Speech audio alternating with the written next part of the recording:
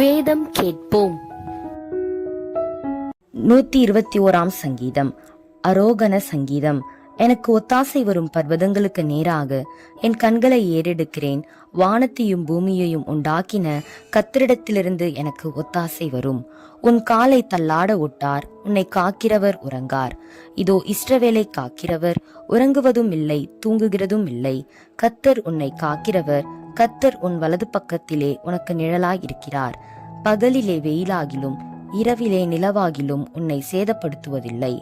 கர்த்தர் உன்னை எல்லா தீங்குக்கும் விலக்கி காப்பார். அவர் உன் ஆத்துமாவை காப்பார். கர்த்தர் உன் போக்கையும் உன் வரத்தையும் இது முதற்கொண்டு என்றென்றைக்கும் காப்பார்.